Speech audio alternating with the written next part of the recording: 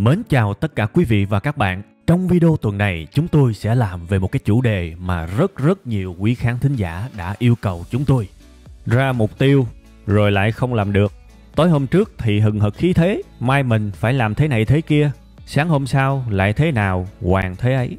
Em đã đặt ra rất nhiều mục tiêu nhưng khi thực hiện thì lại nản. Em bị bệnh trì hoãn, toàn dỡ kế hoạch sau 2-3 ngày. Tự ghét tính đó của mình vì hại mình sờ ra đó nhưng mãi không tự sửa được ạ. 3 cục lửa. Vấn đề hiện tại thì em đang không có 2 cục lửa. Ủa là sao? Đây. Em thường xuyên bị mất động lực làm việc. Dù cho em làm ở vị trí nào, thấp có, cao có, thì sau khoảng một thời gian nào đó, em sẽ cảm thấy nhàm chán, không còn hứng thú trong công việc. Thiếu kỷ luật, mất động lực và mau chán. Những cái vấn đề này coi vậy mà phổ biến ghê các bạn ha. Thôi thì bài kỳ này tôi sẽ có 5 kinh nghiệm để giúp tất cả quý vị và các bạn xử lý 5 quỷ này. Bây giờ mình sẽ vô cái kinh nghiệm số 1 các bạn nha. Ủa quên. Các bạn nhớ giùm tôi một điều. Chương trình của chúng ta sẽ luôn được phát sóng đều hàng tuần vào 7 giờ tối thứ Bảy. Vào khung giờ đó các bạn chỉ cần lên YouTube gõ từ khóa web 5 ngày thì cái video mới nhất nó sẽ nằm ngay bên dưới các bạn nha. Ok, chúng ta sẽ vô cái kinh nghiệm số 1.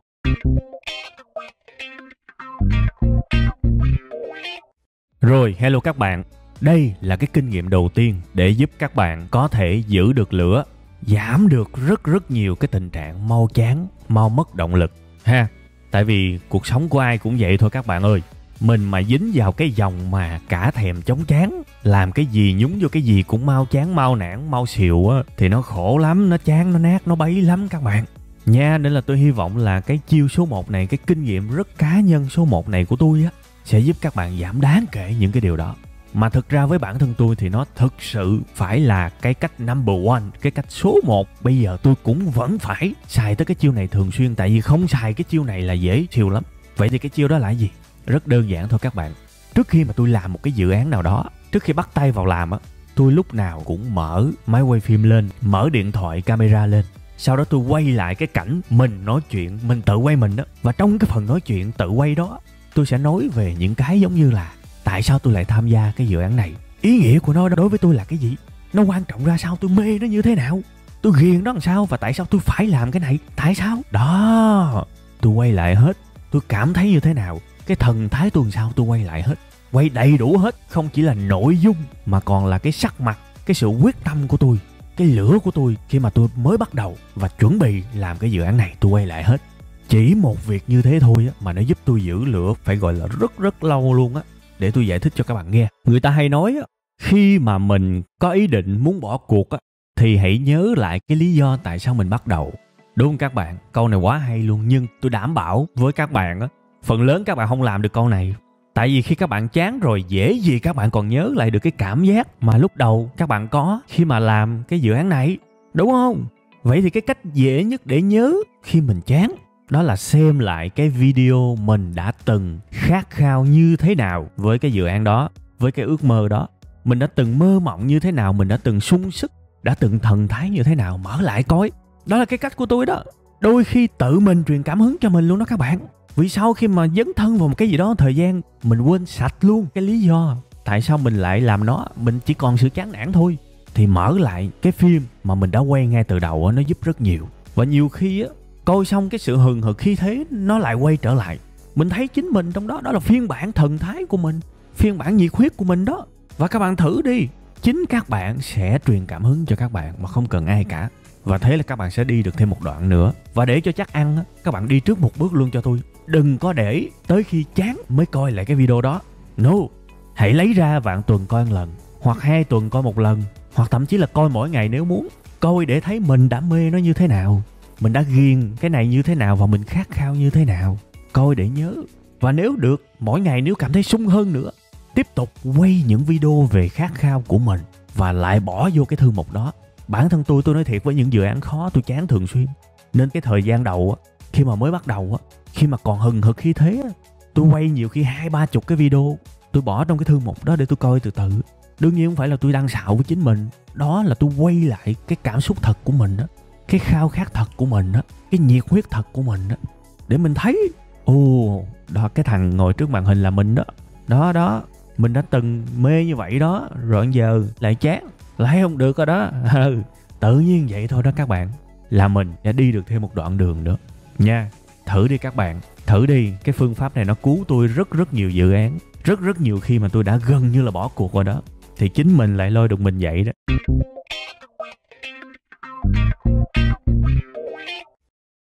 Rồi, hello các bạn.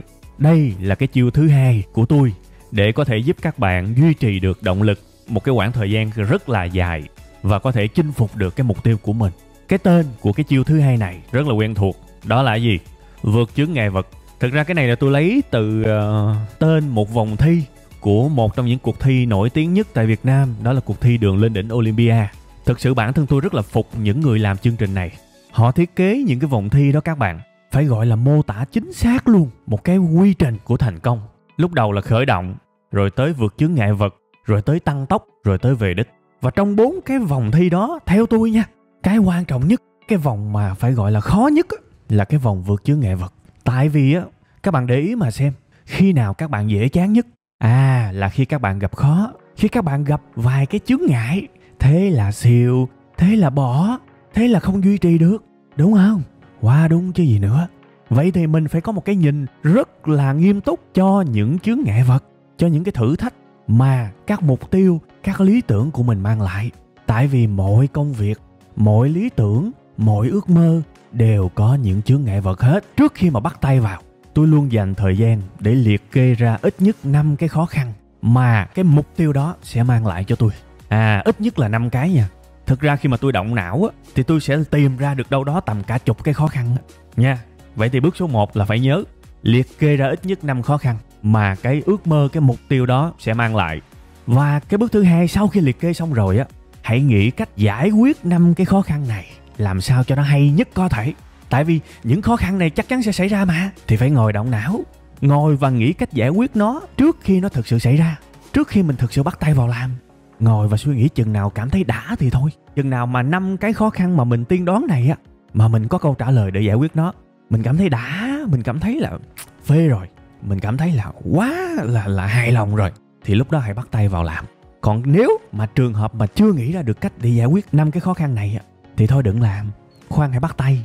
Tại vì bắt tay rồi cũng nản cũng bỏ Thí dụ như bây giờ tôi muốn đọc sách đi, tôi thấy là tôi chậm quá rồi, tôi không có theo lại người ta, thì tôi phải tự đọc sách để nâng cao khả năng của mình và cạnh tranh với đồng nghiệp.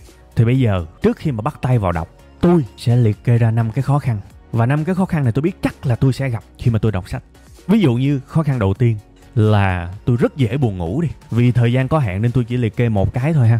Còn 4 cái còn lại thì các bạn sẽ tự liệt kê, tại vì mỗi người mỗi khác. Thì bây giờ nhiệm vụ bước 1 là liệt kê ra 5 cái, bước 2 giải quyết từng cái. Ở cái mà dễ buồn ngủ này, giải quyết làm sao? Phải tìm cách nào đó giải quyết cái này ngay từ đầu. Giải quyết khi nào cảm thấy sướng thì thôi, cảm thấy đã thì thôi. Còn không thì không bắt tay vô làm được. Tại vì bắt tay vô chắc chắn thất bại. Thì ví dụ bản thân tôi đi, dễ buồn ngủ thì tôi để ý, tôi thấy mình đọc càng lâu thì nó càng dễ buồn ngủ. Nên mình ra một cái mục tiêu, mỗi lần mình đọc chỉ khoảng 3 trang thôi. Đọc 3 trang rồi ngưng, rồi làm cái gì đó rồi quay trở lại đọc tiếp. Và mình sẽ lựa những cái khoảng thời gian mà mình cảm thấy mình tỉnh nhất. Ví dụ như sau khi uống cà phê sáng.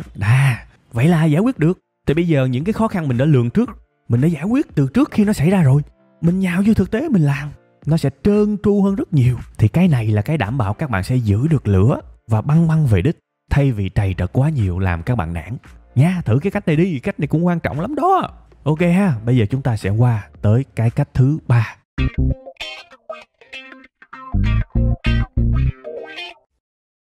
Rồi, mến chào các bạn đã quay trở lại với cách thứ 3 của chúng ta ngày hôm nay. Trước khi mà đi vào cái cách thứ 3 này thì chúng tôi cũng có một cái thông báo nho nhỏ là kể từ năm mới thì chúng tôi muốn biến bản thân cái kênh Web 5 ngày này trở thành một cái kênh tương tác và lắng nghe cực kỳ sâu sắc với khán giả của mình. Do đó, bài nào cũng thế, ở dưới một comment, chúng tôi luôn muốn các bạn hãy comment cho chúng tôi biết là các bạn đang gặp vấn đề gì và các bạn muốn chúng tôi làm video về chủ đề gì. Hãy comment cho tụi tôi biết nha. Comment càng chi tiết, càng rõ ràng càng tốt. Chúng tôi sẽ đọc tất cả các comment và sẽ chọn lọc ra những chủ đề thiết thực nhất, sâu sắc nhất để làm video và gửi tặng đến các bạn. Nhớ comment cho tụi tôi biết nha. Rồi bây giờ mình sẽ quay trở lại với cái chiêu thứ 3. Cái chiêu thứ 3 này sẽ có cái tên đó là mục tiêu lớn. Với bản thân tôi thì tôi hay chia mục tiêu làm 2 loại. Mục tiêu thứ nhất là mục tiêu nhỏ, tức là những mục tiêu dành cho riêng bản thân tôi.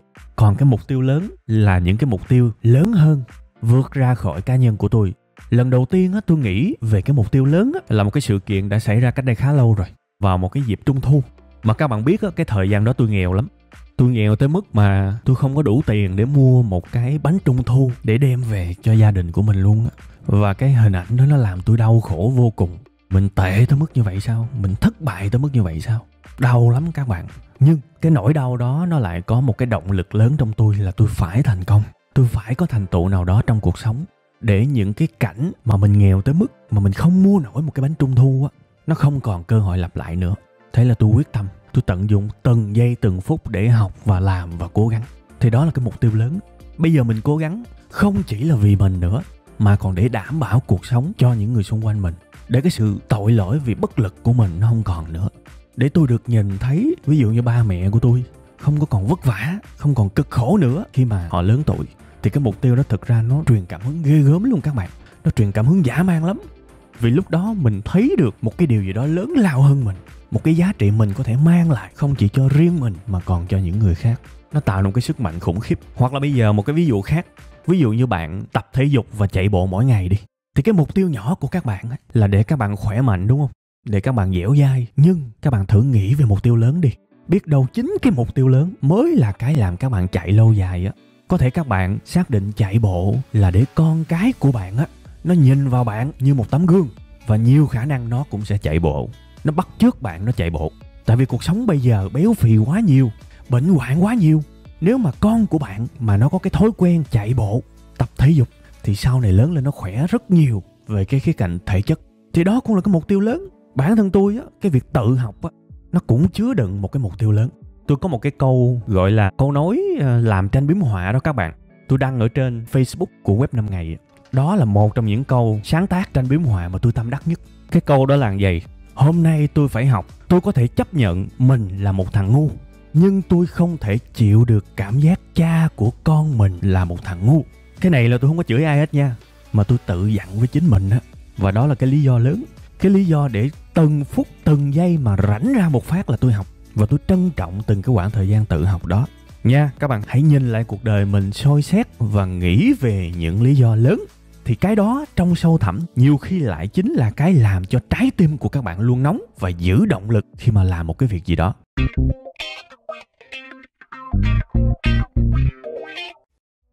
Rồi, mến chào các bạn. Đây là cách thứ tư để có thể chống cái bệnh mau xìu, cái bệnh mất động lực, cái bệnh rất mau chán, rất mau vỡ kế hoạch. Đó là gì? Thưa quý vị và các bạn, với tất cả những việc mà tôi muốn làm á, thì tôi tạo ra một cái mẹo này cho bản thân mình. Tôi ngồi tôi suy nghĩ và tôi thử coi cái mục tiêu, cái kế hoạch đó liệu có thể nghĩ ra một cái kiểu công việc 5 phút để làm hay không. Có thể các bạn chưa hiểu đâu. Tại vì cái này tôi chưa thấy xung quanh tôi ai làm hết á. Tôi cũng rảnh lắm, tôi ngồi tôi nghĩ ra những cái này. Nhưng mà cái này nó rất hiệu quả với tôi các bạn. Tôi nói thí dụ, cái mục tiêu của các bạn là các bạn muốn rèn luyện kỹ năng dịch thuật. Thì bây giờ các bạn ngồi các bạn suy nghĩ đi. Trong cái hành trình dịch thuật của mình á, liệu có một cái kiểu công việc nào mà mình có thể làm trong vòng 5 phút hay không? Để làm gì? Để rảnh là mình làm. Công việc 5 phút mà, nên chỉ mất 5 phút để làm. Thì rảnh một phát là mình làm nó liền. Và mình hoàn toàn có thể cải thiện, giỏi hơn cái mục tiêu đó và thành thạo nó khi mà tận dụng các khoảng thời gian rảnh rất nhỏ. Đó là khoảng 5 phút. Thì tôi nghĩ tới nghĩ lui thì tôi thấy có một cái kiểu công việc 5 phút với cái mục tiêu dịch thuật này, đó là gì? Thay vì dịch cả bài thì mình có thể dịch một câu. Dịch một câu tốn 5 phút. Thế là mình có sẵn một cái file Word. Mình cắt ra từng câu. Hễ rảnh là móc máy tính bảng hay là điện thoại ra, dịch một câu. Câu vậy thôi đó các bạn. Chứ một ngày mà cứ rảnh làm câu là nó dịch nhiều lắm luôn á. Và cái con đường của các bạn đi tới cái việc chinh phục cái mục tiêu trở thành một người dịch giỏi nó nhanh hơn rất nhiều. Và đặc biệt là nó dễ hơn rất nhiều. Vì các bạn vây quanh cái mục tiêu đó bằng những cái công việc 5 phút. Nó vừa dễ, nó vừa nhanh, nó vừa không tốn sức. Và nó tận dụng tối đa luôn cái khoảng thời gian các bạn rảnh. Bây giờ cái mục tiêu về thể chất cũng vậy, đi bộ. Bên cạnh cái việc dành thời gian cố định để đi bộ liên tục hàng ngày, thì các bạn cũng có thể đặt cho nó một cái mục tiêu 5 phút. Là hễ rảnh là đứng lên đi bộ 5 phút. Coi vậy thôi chứ nó cộng gộp lại thì cái mục tiêu 10.000 bước hay là 15.000 bước một ngày nó rất đơn giản, nó rất dễ. Đọc sách cũng như vậy, đúng không? Học cái gì đó cũng như vậy. Cứ rảnh là đọc một trang 5 phút, đúng không? Coi vậy thôi á, chứ một ngày gộp lại nó nhiều lắm. Cái này đừng có ai cãi với tôi, tại vì tôi là cái người làm cái này tôi biết. Các bạn làm thử đi, các bạn coi thử tôi nói đúng không ha. Từ ngày hôm nay, bất kỳ cái việc gì các bạn làm, hãy ngồi và suy nghĩ và động não thử coi liệu có một cái kiểu công việc nào của cái mục tiêu đó mà chỉ cần mất 5 phút để làm hay không. Hãy kiếm càng nhiều cái việc 5 phút nó càng tốt. Và hãy rảnh là làm cái đó, hãy rảnh là làm cái đó. Vừa không mệt mà lại vừa giúp chúng ta đi đến và đạt được cái mục tiêu lớn của chúng ta rất nhanh, rất gọn.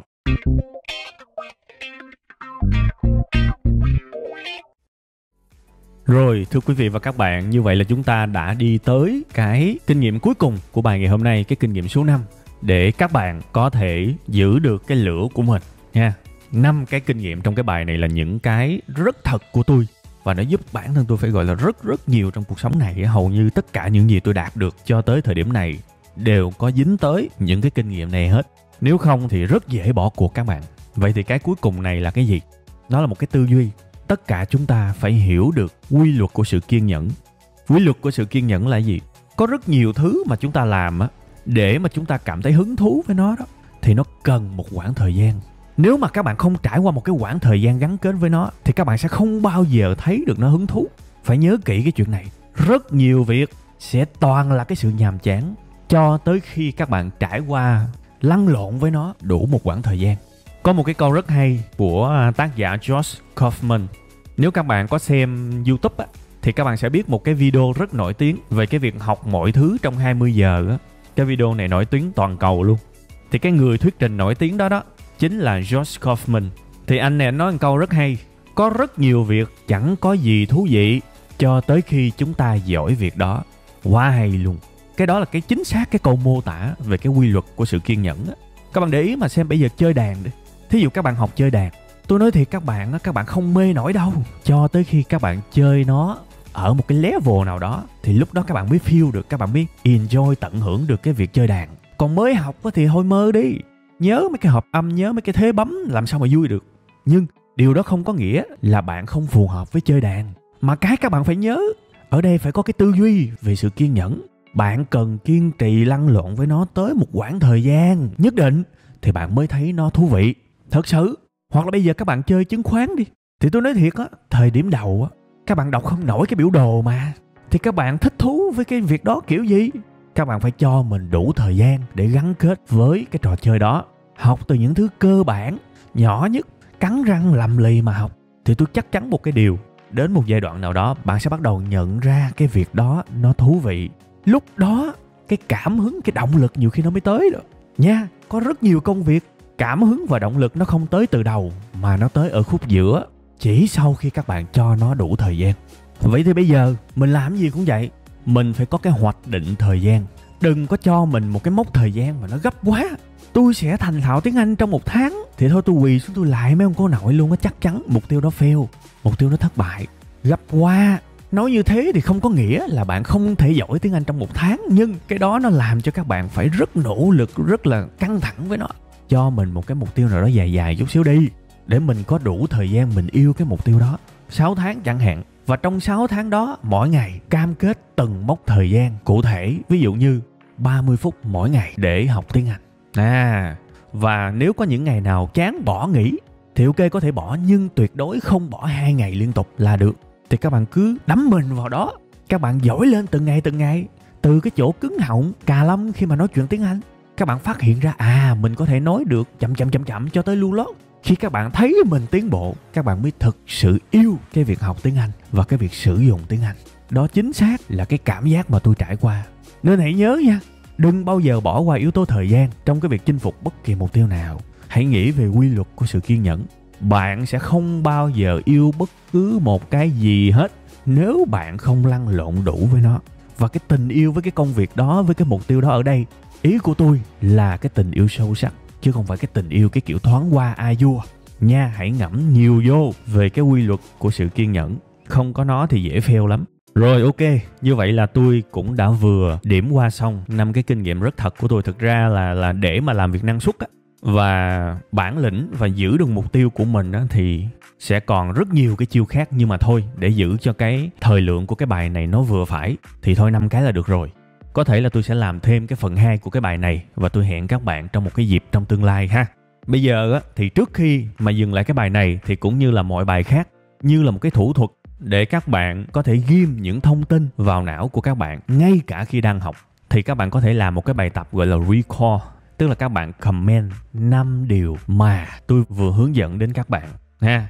Chỉ cần các bạn nhớ lại thôi á, người ta gọi là recall đó, thì các bạn đã làm cho não của các bạn ghim rất nhiều thông tin của cái bài này vào và lưu giữ được trước khi mà não của các bạn quên nha. Tại vì học mà không xài nó sẽ quên thôi. Đó là cái rất hay của recall. Và thêm một cái nữa, thuật toán của YouTube á, là khi mà các bạn comment dưới một cái video, tương lai nếu các bạn quay trở lại xem video này thì cái comment của các bạn thường nó sẽ nằm trên top đầu. Lúc đó các bạn đọc lại cái comment của các bạn á, thì các bạn lại có thêm một cái dịp để ôn lại cái kiến thức này. Thì cái kiến thức nó càng có cơ hội để lưu giữ trong não của các bạn nhiều hơn nữa nha. Nên các bạn có thể tạm dừng cái video này lại và comment cái phần liệt kê ra 5 điều mà các bạn vừa học nha. Ok, rồi bây giờ thì cũng tới giờ bye bye rồi. Cảm ơn các bạn nhiều lắm. Chúng ta sẽ tạm chia tay nhau và chúng ta sẽ gặp lại nhau vào tuần sau 7 giờ tối thứ Bảy. Hãy nhớ nha, 7 giờ tối thứ Bảy, tuần nào cũng vậy đều đặn. Vào khung giờ đó các bạn hãy search từ khóa web 5 ngày ở trên YouTube thì cái video mới nhất nó sẽ nằm đầu tiên. Rồi, cảm ơn các bạn rất nhiều nha.